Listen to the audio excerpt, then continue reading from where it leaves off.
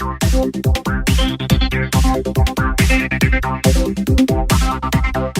out there, tubers. Today we're going to continue part 2 of my 3-part series of opening Kaladesh Booster Packs. Sadly, in this episode, I really don't draw anything of major importance other than a Torrential Gearhulk.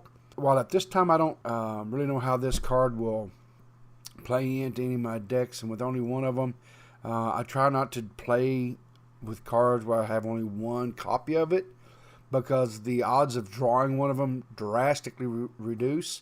So anyway, we'll have to see what happens. Maybe I'll pull some more of them in future deck openings. We'll see. Anyway, as always, thank you for liking, subscribing to my videos. And if you would like to open up some dialogue with me, I'm going to put my Twitter account in the description below. So anyway, thank you for tuning in today, and you have a blessed day. Hello out there, tubers. Today I'm going to open up 5 more booster packs, the Kaladesh Magic the Gathering. And I'm going to share it with you. I probably won't cover too much of the commons. I will just try to focus on the uncommons and then the rare.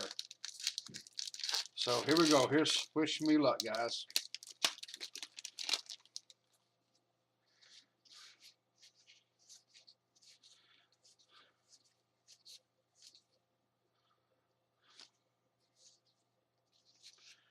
Okay.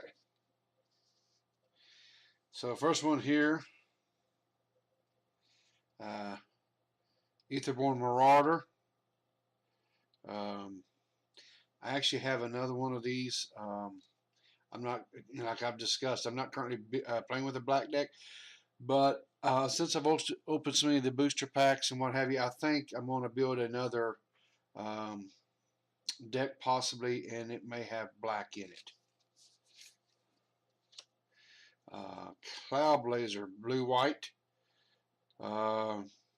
Gain 2 life, draw 2 cards. Not a bad. It's a 5-drop for a 2/2, but you do get, you get to draw a couple cards, gain 2 life. But I'm not running a blue one, so I may check in what those go for.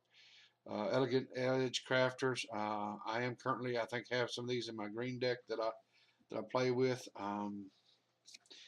But it's kind of a high drop. It's a 6-drop, and can be blocked by a creature with 2 or less. That's kind of nice. It does fabricate 2 servos, which are kind of nice as well. Ooh, I got me a dual land. It is a blue-green dual land. And then, of course, one of my favorites, the beautiful little servos.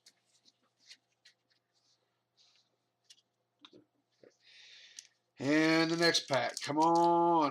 What I would really love to get is I've got a Shant Shandra, but I'm not currently using it. But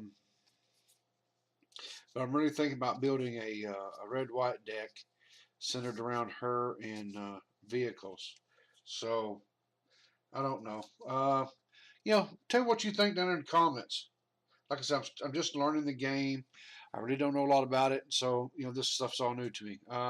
Colorless, 3 artifact spells you cast cost 1 less to cast. This one here might not be a bad one to have,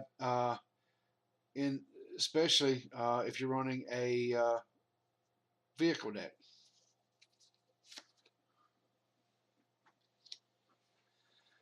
Creeping Mode. I do have some of these in the green-white deck I run. This is kind of neat. Does enchantments, land, or artifact, destroys it. I have used these. These do come in handy at times for especially if you have a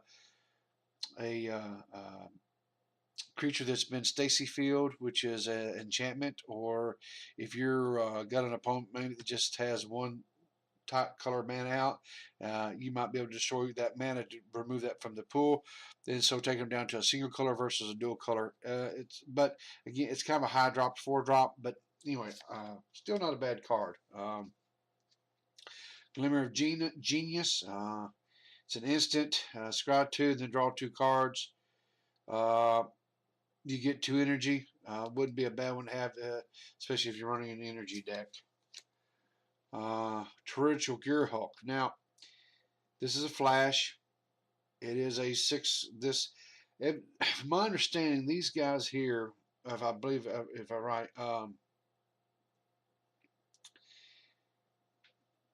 is kind of becoming a popular card, and the reason why is when this guy enters the graveyard,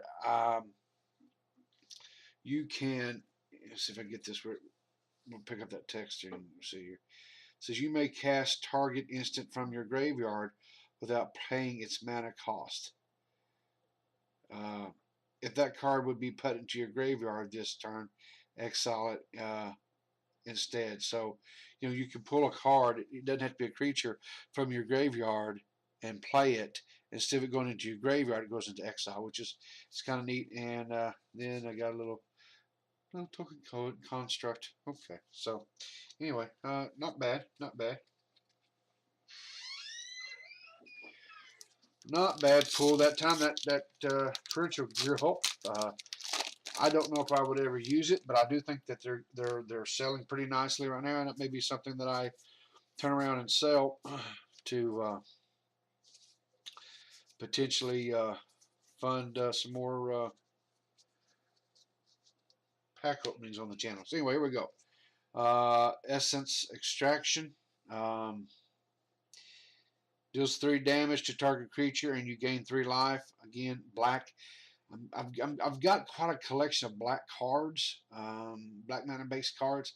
Like I said, I'm really starting to think about running a black deck. I just don't know, like maybe a black blue or something of that nature. Oh, here we go. Overcharged Dragster. Artifact. It's a crew of 1, has trample and haste. It's a 4-drop, but it's a 6/1. Not bad. I already have one of these in my vehicle deck. This might very well be an added welcome addition to that. Whirlmaker. It's an artifact. Create a 1/1 colorless Thopter artifact creature token with flying. It's 4 mana cost to do that, and you tap this. But in a situation, if you're running a vehicles deck and you've got the mana, this may not be a bad way to get you some Thopters to be able to or to even combat flying attacks. I don't know if it's necessarily something I would use, but anyway, Midnight Oil. I've got, I think, another one of these cards, but I really don't understand how this is one of these cards I would need to do some research on because I really don't know how that one works. Planes and a Thopter. Okay, cool deal. All right. One more here. Come on, Chandra.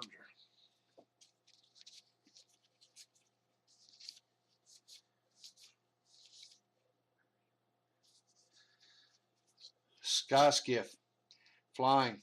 I've got a couple of these. I don't think I'm currently running them, if I remember right, in my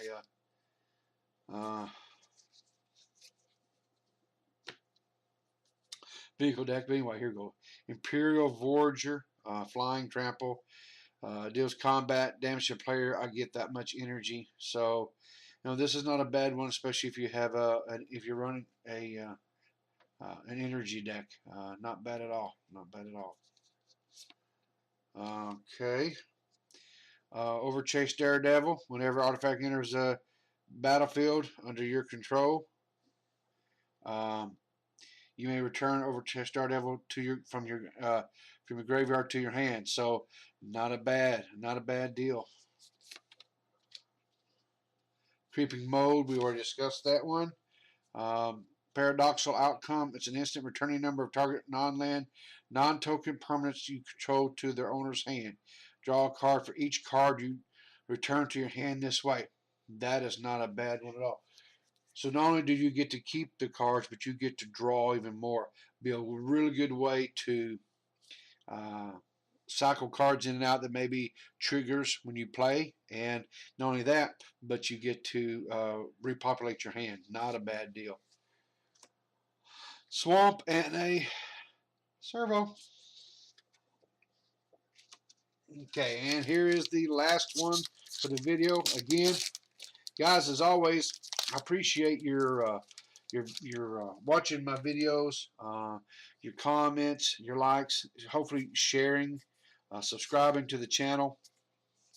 I'm just kind of getting started in this, and you know, anyway, I just appreciate it. So anyway, here we go.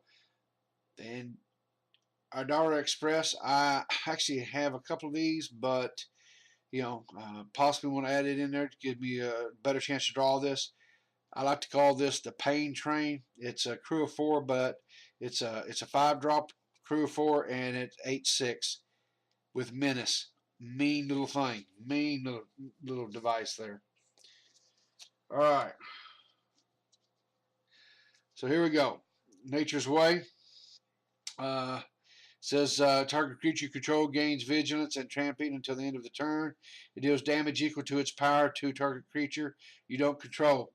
Little 2-drop green, mean little card. Morbid Curiosity. This sorcery is an additional cost to cast Morbid Curiosity. You sacrifice an artifact or creature. Draw cards equal to the converted mana cost of the sacrifice permanent. So this is a way for you to get some more cards in your hand. It's 3-drop, which is not too bad. Again, it's black, which I'm not currently running, but like I've said, I'm really starting to think about running one. Hyena, it's got vigilance. Trusted companion can't attack alone. Which means have to have somebody with it. But hey, it's only a 2-drop, and guess what? It's a 3/2. So, and it has vigilance, which means doesn't tap. So that's a good deal. Okay, Madcap Experiment. Sorcery. Reveal cards from the top of your library until you reveal an artifact card.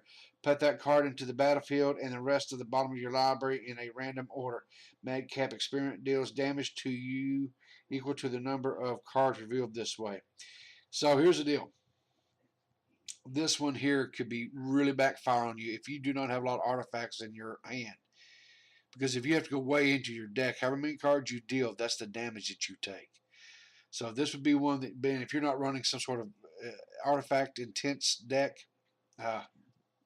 would really eat your lunch really, really fast. So anyway, I got a forest and a servo.